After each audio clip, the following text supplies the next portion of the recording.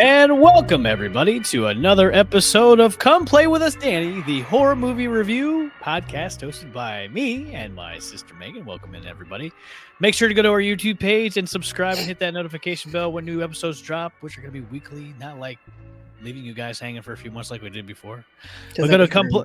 Because that was very rude. So go to Come Play With Us, Danny Show, hit the subscribe and notification bell. We have got a nice classic show tonight. We're going to review the good old action, horror, comedy, Western from Dusk Till Dawn. And then we'll give our reactions to the Nosferatu trailer that just came out this past week.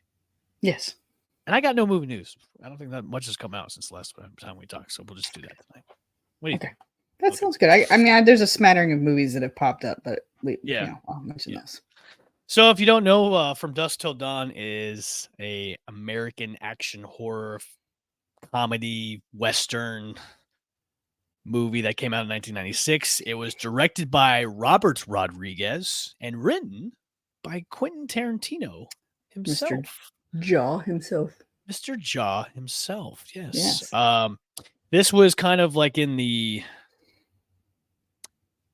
Like Tarantino was still newish. People kind of knew him, from Pulp Fiction, but they haven't really seen him. I mean, he had that little part in Pulp Fiction where he was Jimmy, but as a full feature length film, you hadn't really seen his acting chops. Which I hope he never acts again because he's not that bad. He's not that great of an actor.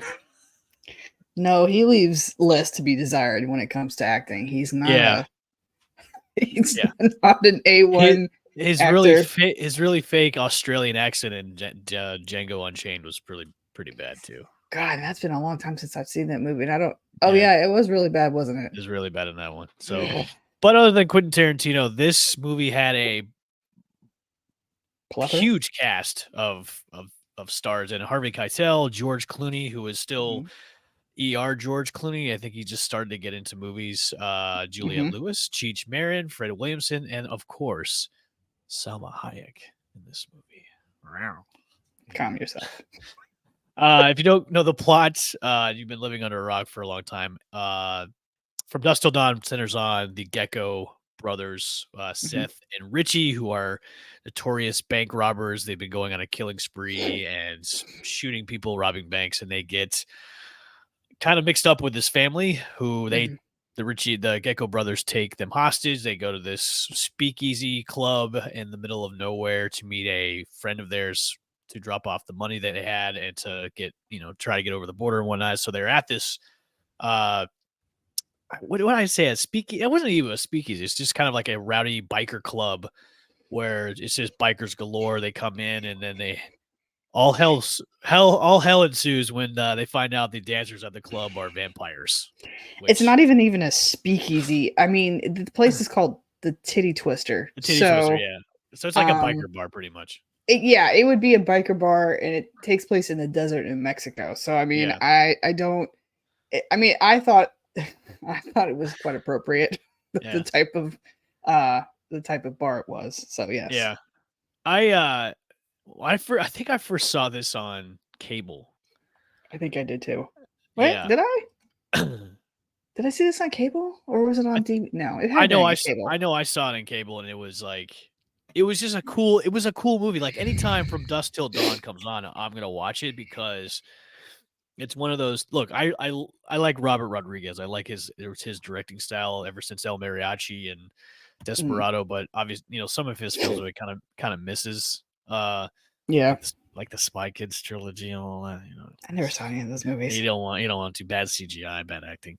But I enjoyed Planet Terror for like the Grindhouse films. Those were good. Yeah. So when this came out, it was just a cool movie. Like it was great dialogue, obviously because of Quentin Tarantino, great script. And then just the cast itself was just overall, fantastic too. And like a lot of those guys that are in this cast were in like Tarantino movies too, as well, like Harvey Keitel, so it's really cool, like a mismatch of, actors coming in here and playing these parts where you don't really have to take these guys too seriously in this movie because this movie isn't really like should be a serious film. It's just a like crazy lambastic action film that's got vampires and they're just like, yeah, it's just an awesome movie. It's more of like a satire kind of comedy horror. I mean, it's supposed to be with shock value type of situation. Like, obviously, because of a lot of the things that are in the movies. If you guys have never seen this movie, just be prepared. There's a lot of blood and a lot of gore in it. Yes. You know, there's a partial rape scene. Not that you would actually see anything, but there's a lot of, I don't know. I just think it's one of to me. It racks up there with the Antonio Banderas Desperado movie. Yeah. With all the blood and everything into it. Action, the over the top action stuff. Yeah. Those over the top type of action movies, I think I actually thoroughly enjoy. I don't usually watch more than just horror movies. I mean, there's a smattering of like, I don't know, action movies in there, but if it's a horror action, then it's a 2-for. And I think this movie did really well with a lot of their practical effects. In fact, if you read a lot of the reviews from most people, that's what one of the biggest things is they enjoy the actual practical effects. There was not a lot of CGI in this movie. So there was a lot. I mean, there's a lot. Like, and you have Tom Savini, who was actually in the movie. Sex machine. Who has probably one of the greatest like guns in the world. You know, the gun, his codpiece gun. His codpiece gun. His codpiece gun. That's by far the coolest thing. And, you know, him turning into, for those who haven't seen it, spoiler alert, for him turning into a dog at the end, or the rat, like the rat, it was like a rat when his head got pulled off. Yeah. It was a rat. Yeah. But a lot of it, you know, even the prosthetics that they had, the prosthetics they had with the vampires, you know, making Danny Trejo into a vampire, making, you know, Quentin Tarantino into a vampire, the over exaggerated brows and the huge faces and the huge jaws, and even the monsters themselves. I think I actually really enjoyed it. I thought it was really cool. Yeah, I did too as well. I just remember all the great practical effects with the makeup and everything, especially when the transformation scenes, like to all the vampires, was really cool because, like you said, like it's over the top, but it's like over the top good. It's not like over the top bad where you see in like some bad horror movies where it's just like, okay, you're kind of going off the wall with this. Like for this one, it's like it's expected almost where it's off the wall. Like making Danny Trejo, like his like lats and his shoulder muscles were like huge, and then Tarantino's like forehead were huge, like it was just ridiculous, but it was like good in a like good ridiculous way. And that's what I thought was really cool, especially making those guys just kind of like off the wall vampires. Like when Tom Savini turned into a vampire, that was like, it was just cool, man. And fun fact, so you can kind of think about, this is like a good like think about trivia question. So Michael Parks, who's in the movie, who plays the sheriff, that character is the same character in Kill Bill Volume 1. Is it really? It is. So could From Dusk Till Dawn takes place in the same universe as Kill Bill, or vice versa? It could. It most definitely could. Now, there was 2 other movies made after this one. Yeah, we don't talk about those. They were terrible movies. Yeah, I mean, I was looking it up because I know there was some sequels to this. Yeah. And I know there is From Dusk Till Dawn 2, Texas Blood Money, which was produced in 1999. And then From Dusk Till Dawn 3, The Hangman's Daughter, which is also produced in 1999. I mean, some of those movies, it's just like the classic Tremors. And then they had like a couple Tremors movies after that. You don't really actually... You know, there's like 9 Tremor movies. Is there really? There's 9? I think there's 9 of them. Yeah. Okay. But anyways, this is an example. Is those type of movies, you always had that one good movie, and then they decide to make fucking just stupid shit after it. You know, in this day and age too, of like requels and reboots, and maybe there's a time and place to do a From Dusk Till Dawn like sequel with Clooney and Tarantino coming back. No, because Tarantino's face has gotten too big. It's gotten too, well, he's gotten kind of fat, so. Hey, and I. Well, he's dead anyways in the film. He's dead after this. I know, but like they'd find some way to fucking revive him by some sort of tap chance or whatever it is. But I don't enjoy him as an actor.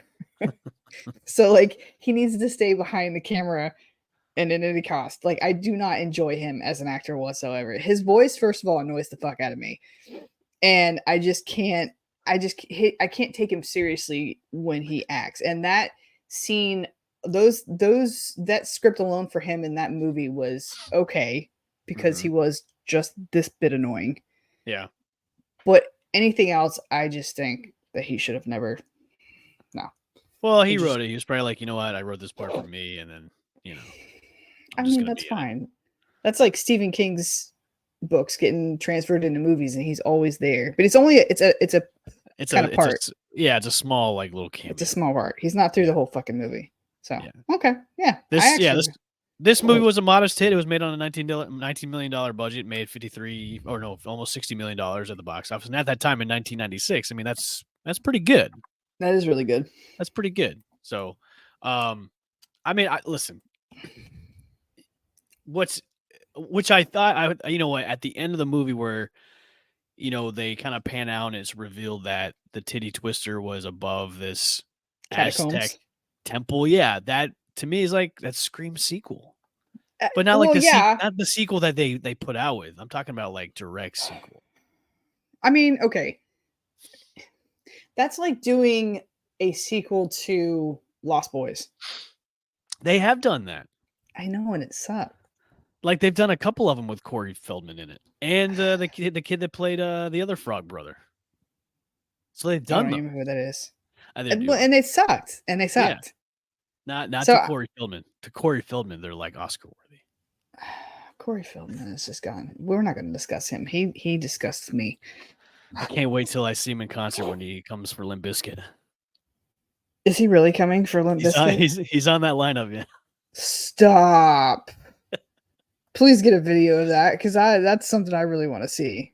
Yeah. He's really performing. He's on the tour with Limp Bizkit and is it him and his Angels fucking stupid shit that he has? No, he has like a new band where it's a bunch of like washed up musicians and stuff like that. All like the Angels band he had, he fired all of them. Yeah. So he has like a new band now, but they stink. Oh, just on a side note for bands, Shifty from Crazy Town has passed away. Yeah, I saw that. That happened yesterday. That's that's a long time coming. No offense to him, but No, it's not. It was expected, but I saw that and I was like, yeah. Oh, well, saw that, yes. Come later. You're my butterfly, sugar, baby. Somebody said that they were surprised he even held out this long, which is very sad. But yeah, I mean, wow, we're talking about Shifty Shell Shock from Crazy Town now. This is where we've gone to. This is where we've been off the rails for this show. Yes. So.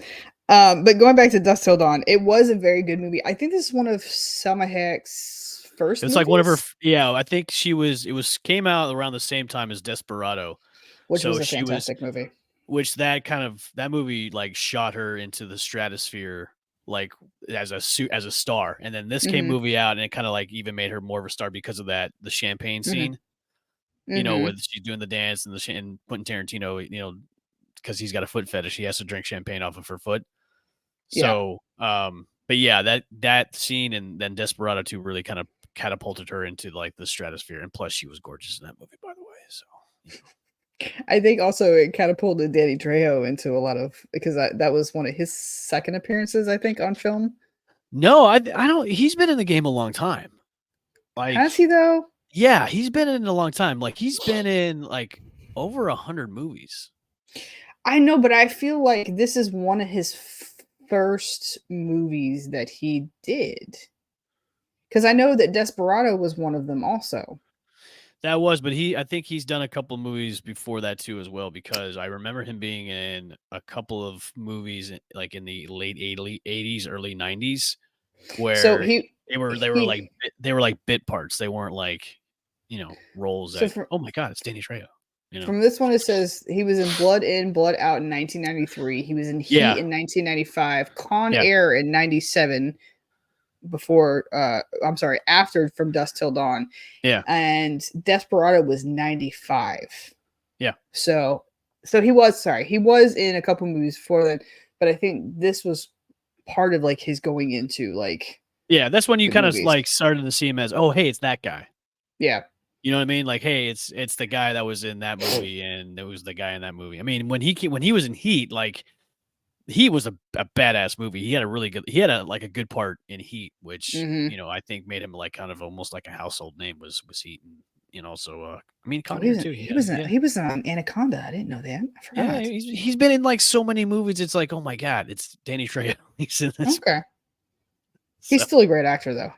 Man, yeah, I love Danny Trejo. Like, if you put Danny Trejo in a movie, it's gonna be like at least decent.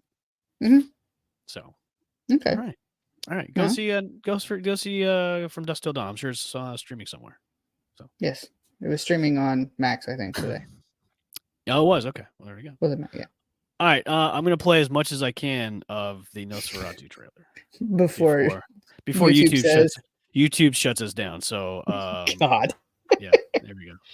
I won't play the audio. I won't play the audio. So no audio. Yeah, no audio. I'll play as much as I can. From first glimpse, I like the obviously it's in that time setting, that time period. And I know your biggest gripe right now is it going to be shot too dark? And he's notorious for shooting movies too dark. Like The Witch was darkly lit. The Lighthouse was darkly lit. The Lighthouse was really bad. Well, I mean, the Lighthouse was like black and white almost. Well, yeah, but The Witch, which I thoroughly actually liked that movie. There was only certain sections of that movie that were overly dark, but it went quick. I feel like this movie, majority of it is going to be shot in the dark, which I'm really going to be irritated at because I can't do that. It pisses me off to go to a movie theater and watch a movie that I can't see what the hell's going on. Aren't you expecting it because of the time period though? I mean, we're talking about, Europe in like the 1800s where it was pretty much dark every day because it was so depressing. Yes, and that's fine, but there are ways to produce a film and have the scenes that are dark and grimy, still light enough for you to tell what the fuck is going on. So prime example, you have Sleepy Hollow. Okay, so same setting, especially with that first scene that you just saw. Yeah, same setting in that time period, but there was not hard. I don't even think there was even a section of that movie where you couldn't tell what was going on. Yeah, well, that's because Tim Burton, when he shoots a dark setting or a movie like that, he has that pasty white. Like, it seems like all the actors have to like wear that pasty white makeup that makes everything like pop when it comes to dark. Yeah, but Eggers isn't like that though. He likes to film his movies as gritty and dark as possible. That way you're getting that tone. And I appreciate that. But like movies like The Nun 2, I was so fucking irritated trying to watch that in the theaters. Like, I can't see hardly as it is. But like trying to see that in a theater was very maddening. I can agree with that because when I saw The Batman, which is probably one of the best, which I thought was one of the best adaptations of the comic, which was I think more, tone of the comic than any of the other Batman movies that come out. But the Batman was dark. Like there were some scenes where I was like, I'm squinting. Do I need a flashlight? Because it's so dark. Enjoyable. It's not enjoyable to watch a film like that. Like I understand what Eggers is trying to do, and I appreciate because movies that are set in those time periods, if you have the right lighting, if you have the right scenery, it looks fantastic. But if you're getting to the point where you're like, what am I looking? I need a flashlight. I can't. Is it a leg? See? Is it a fang? I don't know what that is. I don't want to get to that point where I'm in the theater and I'm like, towards the end, I can't fucking see anything. And there was another movie I watched and I can't even think of what the hell it was now. There was a scene where they were down. It might have been The Nun 2. They were downstairs in this like catacomb area, and Tasia Farmiga, who's in the movie, you lost sight of her. Like you had no idea where the hell she was. And there was like these long corridors and you saw like this one little boop of the torch that she was carrying. And that was it. You couldn't see her. You couldn't see any of the figures in there. And that scene went on for at least 20 minutes, almost 25 minutes, where it was not visible. And that's what I hate about movies that are coming out now that have that dark scene to it, is you can't see anything.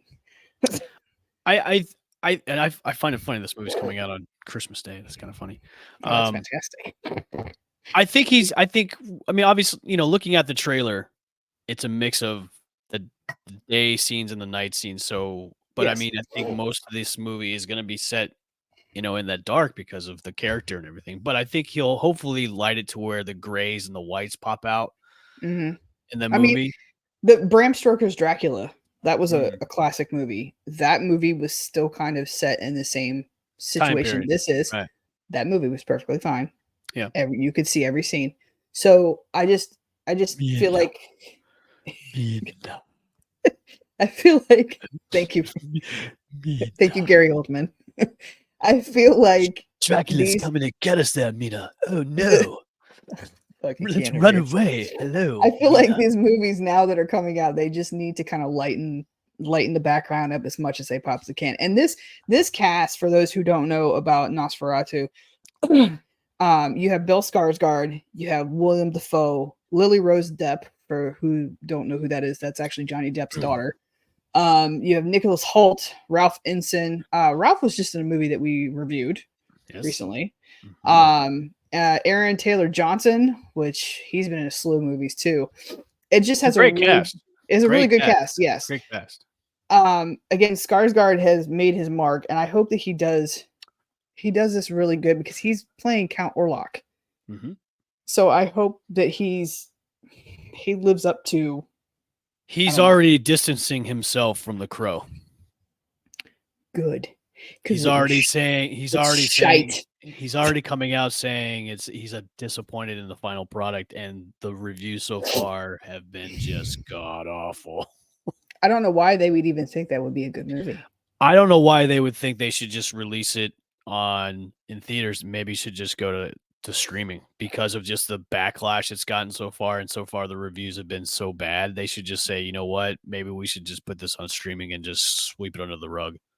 Because if your star of the movie is saying he's not happy with the final product, then maybe you have an issue, a huge issue. I don't think that movie should have ever been produced. And I said this early on when we found out that he was going to play, the lead character. The way that they butchered the movie, you could tell just by the trailer. It wasn't going to be on the lines of the original movie by any standards. And I understand that people like to do stuff now and they like to make it in the present day. You can't do all those things. No, you can't. But going back to Nosferatu, yes, I'm glad they did not reveal Orlok fully. Like, you saw like a slight partial. It wasn't like a full reveal. He was kind of turning, but it was still dark. So you can only see like a silhouette of what he looked like. I'm glad. Now, if you can see my picture, that's the original Count Orlok. That's the original Count Orlok. Hopefully, they still keep it in that same tone with the makeup, and maybe kind of do like an updated version of it, but like keep it like how Count Orlok looked at the beginning of the original film. I'm looking to see if they have any. I don't think they've released any stills of what he looks like yet, because I think they're still keeping that under wraps until they get. I found one. It's not bad. Okay. Somebody's done an actual like poster for Nosferatu. So it's a fan made one. It looks like a fan made one. I'm gonna try to send this to you right this second if you can see it. It's not bad. I mean, there could be completely. I just pulled up one that Billy Corgan looks like in a Nosferatu makeup. I mean, they could have just got Billy Corgan from Smash. They could have. Did you get it? I just texted it to you. Did you get it? Yeah, I'm looking at it. Actually, I'm looking at. Yeah, I don't think that's legit. I don't think it is either, but I feel like this would be the closest thing to it. As far as what he would look like, because you can't. I'm okay with that. I mean, I'm okay with that too. Like, I'm all right. Almost looks like Pennywise with pointy ears. Yeah, but you have to think of how Skarsgård his face is. So I mean, you can only put prosthetics so much on someone, and you don't want him to look overly prosthetic. Like, you don't want him to have too much to the point where it's like you can't really tell what or who he is. Right. I mean, if this is legit, I'm not mad at it. I think I'm not mad at it either. I'm definitely not mad at it. Now, I have seen some Count Orloks in like makeup wise, aka there's a Billy Corgan one, and they look absolutely horrible. What was the movie that was Shadow of a Vampire? Was it Shadow of a Vampire? And who was Count Orlok? Willem Dafoe played Max Schreck, who played Count Orlok. So it was like it was the movie based upon the movie. So Max Schreck, Willem Dafoe played Max Schreck, the actor that played Count Orlok, and then John Malkovich was in that movie too. He played the director of the film. Okay, that's because that's one I've seen. Yeah, and I know that that vampire was okay. Like, it's Willem Dafoe, but I mean, it wasn't really supposed to be. It was almost kind of like a behind the scenes of how the movie was made. You know what I mean? Yeah, and to me, it was more of like a satire situation, like that movie was. So it was a great movie. I mean, if you haven't seen Shadow of a Vampire, it's a great movie. Yes, but I am actually very excited to see. I'm actually excited to see Nosferatu, and I think I like Robert Eggers movies, especially The Witch was a good one that I really enjoyed. And I think he does really good work. I'm really interested to see how they're going to play the plot or the story. Eggers is good when he's such a auteur. I'm using big words now. Because he's so great at period pieces. Agreed. You know what I mean? Like, he's so good at those. Like, The Lighthouse was a period piece. The Witch is a period piece. Nosferatu is a period piece. He's so good at capturing the lighting, the tone, the setting, like how everything looked. When it was announced that he's doing Nosferatu, it was like, I'm okay with this because he's gonna nail that period of time when that movie is actually set, that time so I'm like, when he was announced as a director, I'm like, he's probably going to knock this out of the park because he's so good at like period pieces, like period films. He's so good at, because he can just look at, you can almost look at it as a painting, as he captures the look of the painting so well. That's why all of his films have been so great, man. Like, he just puts out great films. So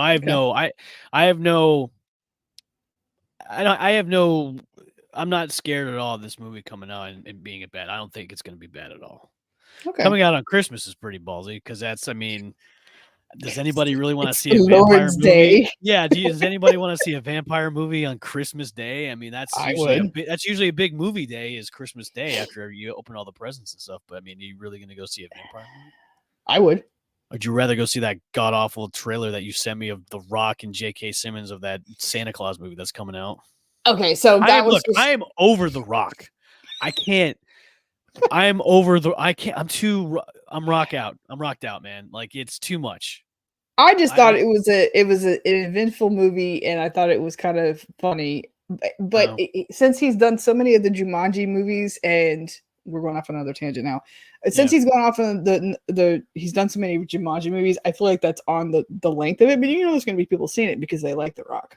Yeah, his movies lately have just been so hokey and stupid. That's the way they're. Yeah, I mean, I know that's his gimmick and everything, but I'm over The Rock, man. I'm not gonna watch that movie. What did you think? Okay, so going along my lines of new movies, what did you think of The Heretic that I sent you? Did you watch that? Did I? Oh, yes. I watched the trailer for that. Very interesting. Yes. And I love Hugh Grant in a villain role. I've never seen Hugh Grant in a horror movie, or a villain role. Have you? Yes. He's been a villain in a couple movies. He was the villain in Paddington, the movie. I don't know if I count.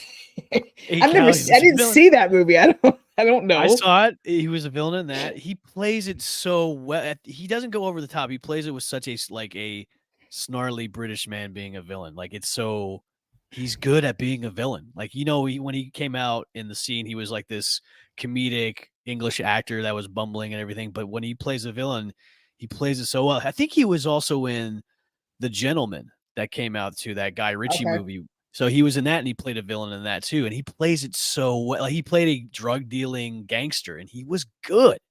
Like, the way he's reinventing himself as a villain actor is really good. And after seeing this trailer, that like I saw it today, I was like, yeah, like Hugh Grant in a horror film. I'm like, okay.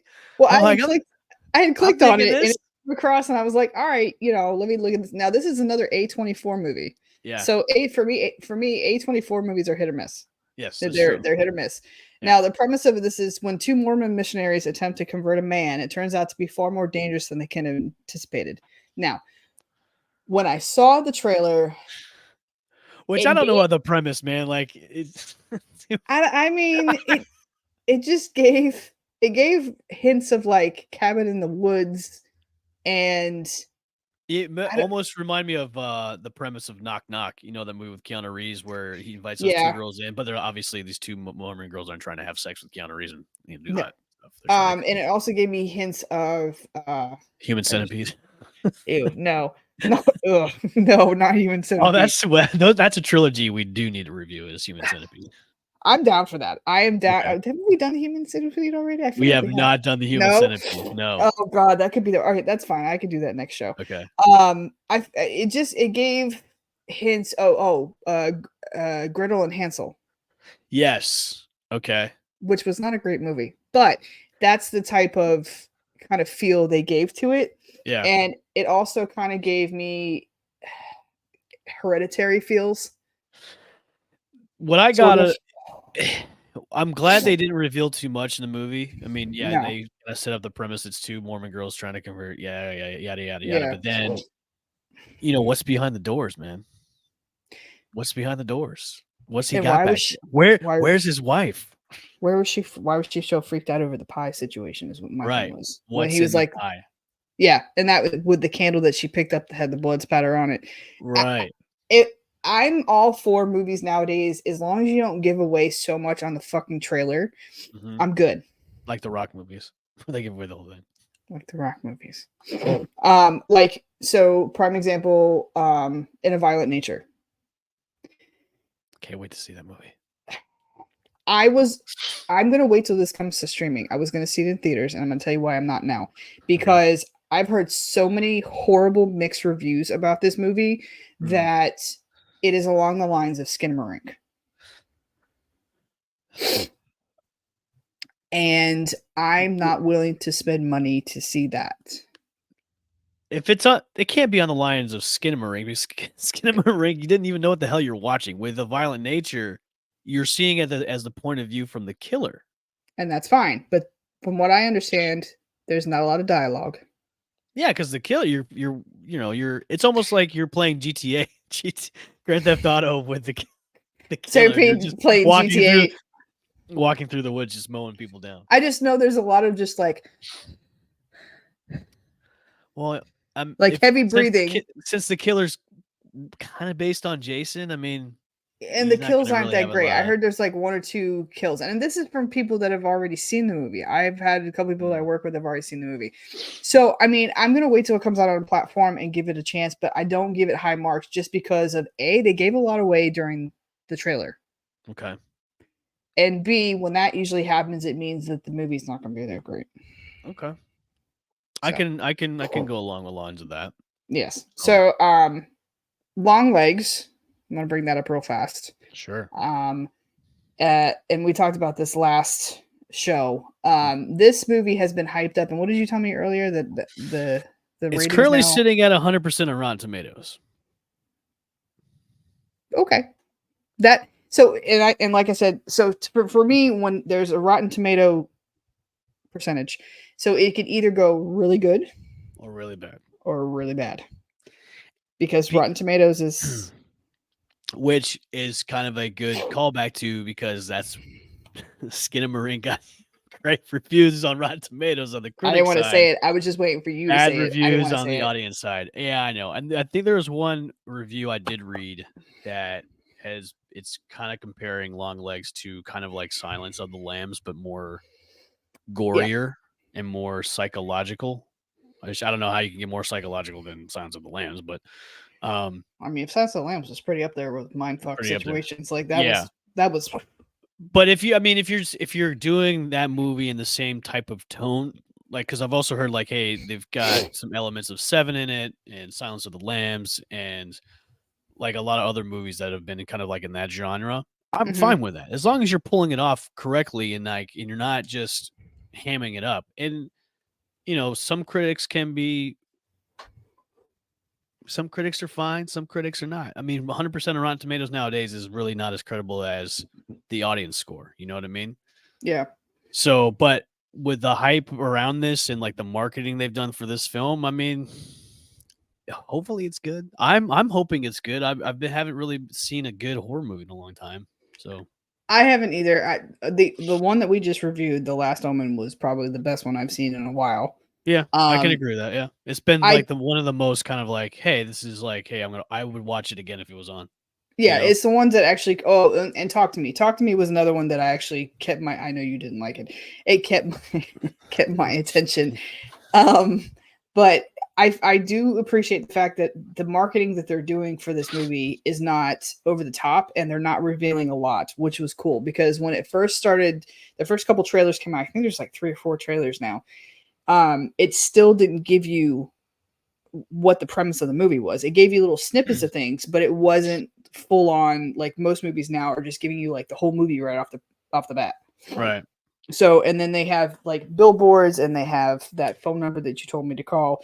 Like I actually gave that to one of the guys at work and I was like, call the phone number. And he's standing in the back row going, the fuck is this? But I think that the marketing they've done for this is actually genius at this point. So I really hope, and I'm crossing my fingers, it's a good movie because I'm actually going to go to the theaters and see it. So am I. I'm going to see this as well. So, okay. All right. All right. I think we're good. Yeah. So everybody watch From Dusk Till Dawn if you haven't already. All you Gen Z millennials that haven't seen it, it's a good movie. It's fun. It's got vampires and stuff like that. It's an older movie. It's a classic film. It's a classic film. Classic film. And then tell us what you thought about the Nosferatu trailer in long lens. Yes, we would like comments in the comments below. Yes. We will see you guys next week.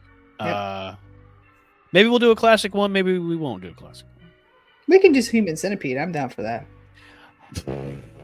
I'm down for the Human Centipede. You want to do the whole trilogy? Let's do the whole trilogy. If you guys really want us to do Human Centipede, please comment on our Facebook and our Instagram page and this page and our YouTube page. We're more likely going to go ahead and do it, but we want to hear your guys' opinions. So please let us know. I think we should just do it anyways. Let's just go. Yeah. Do you want to do it? Yeah, let's do it. Full trilogy. Okay. All right. Okay. Full Human Centipede, full sequence. That's right. Cuttlefish. Cuttlefish. I'm sorry, cuttlefish. We'll see you guys later. Okay. Bye. Bye.